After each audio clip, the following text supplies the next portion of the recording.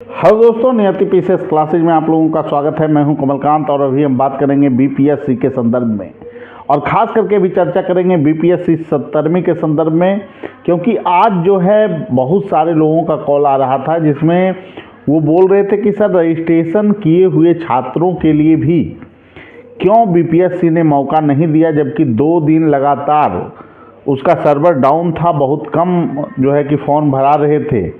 ऐसे में बीपीएससी के द्वारा जो हठधर्मिता दिखाई गई और जो मौका छात्रों को नहीं दिया गया, खास करके वैसे छात्रों के लिए जो रजिस्ट्रेशन किए हुए थे, ऐसे बीपीएससी में यह परंपरा रही है कि रजिस्ट्रेशन किए हुए छात्रों के लिए अलग से मौका दिया जाता है।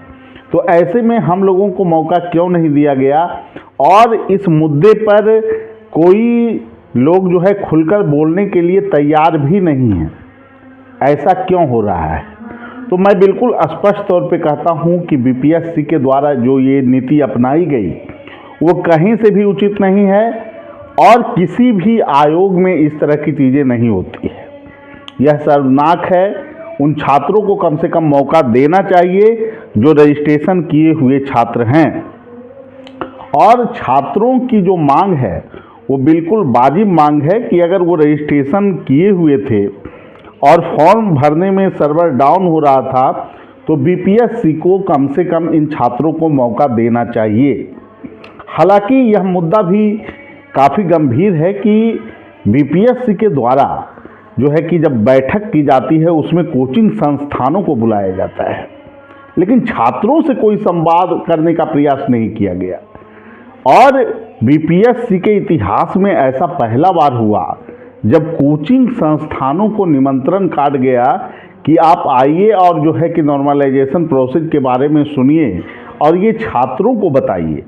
यह काफ़ी गंभीर विषय है कि आखिर बीपीएससी ने ऐसा क्यों किया। मैं ये नहीं कहता कि उसमें कौन शिक्षक क्या बोले क्या नहीं बोले, लेकिन ये पहला बार हुआ है किसी आयोग के द्वारा जब कोचिंग संस्थानों को जो है बुलाया गया है।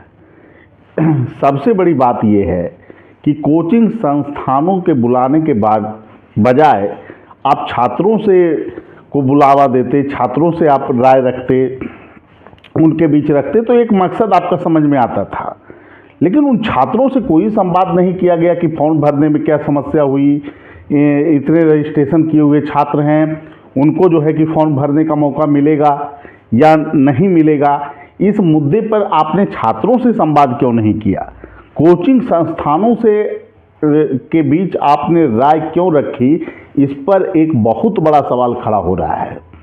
और ऐसे में जब इतनी बड़ी वैकेंसी 70वीं बीपीएससी है, तो छात्रों का प्रश्न वाजिब है कि वो रजिस्ट्रेशन किए हुए हैं, तो उनको आपने फॉर्म भरने से वंचित किस आधार पर किया, जबकि 2 दिन का सर्वर डाउन था। अब बीपीएससी परीक्षा लेने की पूरी तैयारी में है और ये छात्र काफ़ी परेशान हैं। आज लगातार जो है कॉल आते रहे हैं हमारे पास कि सर आप इस मुद्दे पर खुलकर क्यों नहीं बोल रहे हैं। तो मैं स्पष्ट तौर पे आपको बता दूं कि मैं आप लोगों के साथ हूं। जो चीज़ें हुई है वो बेहद शर्मनाक है, और ये बीपीएससी के इतिहास में ऐसा पहली बार हो रहा है। मेरा यह मांग होगा बीपीएससी से कि छात्रों के मांग को संज्ञान में लें और निश्चित रूप से इन लोगों को जो है फॉर्म भरने का मौका दिया जाए। इसके लिए आप 10-15 दिन पीटी परीक्षा का डेट आगे कर सकते हैं, उससे कोई समस्या भी नहीं होगी। इन छात्रों को कम से कम आपको मौका देना चाहिए। अब ये 80,000 90,000 छात्र हैं, इनको आप नॉन सीरियस कैसे करार दे सकते हैं? आपकी जो शैली है, आप लोग जब फॉर्म निकालते हैं उसके बाद कई बार संशोधन होता है, जबकि सुप्रीम कोर्ट का स्पष्ट रूप से कहना है कि विज्ञापन निकलने के बाद उसमें जब परीक्षा आप ले चुके हैं उसके बाद संशोधन नहीं हो सकता। लेकिन टीआरई में देख लीजिए, हमेशा संशोधन जो है हुआ है, परीक्षा के बाद तक संशोधन हुआ है। तो आप कहाँ तक जो है सीरियस हैं? आप इन छात्रों को नॉन सीरियस क्यों कह सकते हैं? क्या तर्क है आपका? सबसे बड़ी बात यह है कि परीक्षा जो है वो परीक्षा लिए जाने से पूर्व ही अगर छात्रों का विश्वास आयोग पे डगमगा रहा है, तो ये पूरी प्रक्रिया पर भी प्रश्न चिन्ह उठ सकता है। और सबसे बड़ी बात है कि आप नॉर्मलाइजेशन पे स्थिति स्पष्ट क्यों नहीं कर रहे हैं। जो फॉर्म भरे हुए भी छात्र हैं उनका सीधा कहना है कि आप इस पे स्थिति स्पष्ट करें। तो आयोग की इतनी चुप्पी क्यों? आखिर किसके इशारे पे ये सब हो रहा है?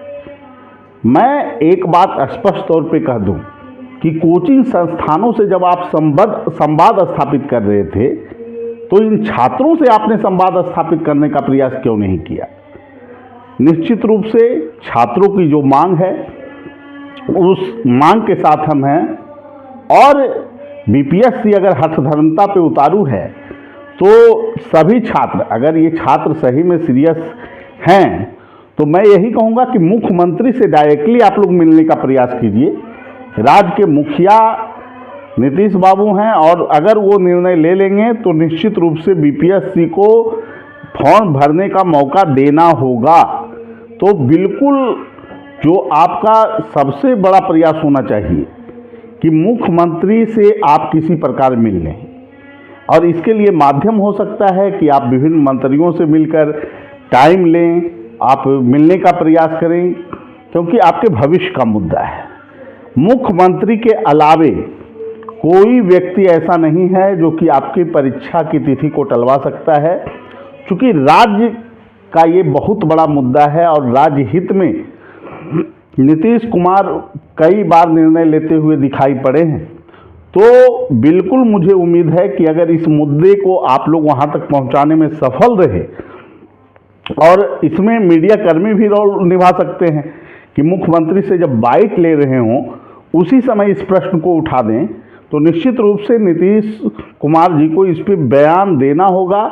और ये स्थितियां जो बन रही है, जो छात्रों में विश्वास का अभाव हो रहा है, यह बेहद शर्मनाक है। तो जो छात्र तैयारी कर रहे हैं उनसे मैं फिर भी कहूँगा कि आप लोग तैयारी में लगे रहें, क्योंकि जो फॉर्म भर चुके हैं उनकी कोई गलती नहीं है, उन्होंने फॉर्म भरा है और बीपीएससी पूर्णतः परीक्षा लेने की तैयारी में है, ये भी सही बात है। और 2-3 दिनों में आपको एडमिट कार्ड को लेकर भी सूचना आ जाएगी, ये भी बिल्कुल स्थिति स्पष्ट है। सभी जिला को अलर्ट कर दिया गया है कि आपको परीक्षा साफ सुथरे ढंग से लेना है, ये भी चीज़ें हैं। तो जो छात्र फॉर्म भर चुके हैं वो तैयारी करते रहें, लेकिन जो छात्र क्योंकि परेशान हैं, बहुत सारे ऐसे छात्र हैं जिनकी रियल समस्या है, तो इस मुद्दे पर बोलना जरूरी था। और मैं स्पष्ट तौर पे बोल दूं कि मैं किन्हीं छात्रों के साथ पक्षपात नहीं कर रहा हूं, जो सही है वो सही है। आयोग की जो नीति है उस पर प्रश्न चिन्ह उठना स्वाभाविक है, और ये जो छात्रों की मांग है वो मांग जायज़ है। बीपीएससी को इन छात्रों को फॉर्म भरने का मौका देना चाहिए। ठीक है दोस्तों, इसी मुद्दे पर अभी जो है आप लोगों के बीच विचार रखना था, क्योंकि बहुत सारे लोगों का फ़ोन था और वो समझ रहे थे कि मैं जो है कि परीक्षा लेने के लिए आयोग को, देखिए आयोग जो कर रही है गतिविधियां, उसके बारे में बोलना तो पड़ेगा ही, क्योंकि छात्र जो है कि अगर सस्पिशन में रहेंगे कि परीक्षा होगा नहीं होगा तो तैयारी इससे प्रभावित होती है। तो जब आयोग तैयारी कर रहा है तो उस मुद्दे को तो छात्रों के बीच रखना जरूरी है, क्योंकि दिग्भ्रम की स्थिति अभी उत्पन्न हो रही थी। तो मैंने इसी परिप्रेक्ष्य में कहा कि जिला लेवल पे सभी जगह तैयारियां चल रही है, क्योंकि विभिन्न जिलों के डीपीओ जी से हमारी बात हुई, बहुत सारे हमारे स्टूडेंट भी हैं। तो इस मुद्दे पर मैंने जो रिपोर्ट लिया, ग्राउंड रिपोर्ट लिया, उसके आधार पर मैंने वीडियो बनाया। इसका कतई आशय ये नहीं है कि मैं उन छात्रों के साथ नहीं हूँ जिन्होंने रजिस्ट्रेशन किया और उनको सर्वर डाउन होने की वजह से फॉर्म भरने का मौका नहीं मिला। उसे आप नॉन सीरियस स्टूडेंट नहीं कह सकते हैं। बीपीएससी को इस मुद्दे पर संज्ञान बिल्कुल लेना चाहिए, और राज्य के मुख्यमंत्री के पास आप लोग मिलने का प्रयास करें। मुझे पूरा विश्वास है कि नीतीश कुमार जी इस मुद्दे पर संज्ञान लेंगे और आप लोगों को राहत मिलेगी। ठीक है, सभी लोगों को धन्यवाद। फिर अगले वीडियो में मिलेंगे। Thank you.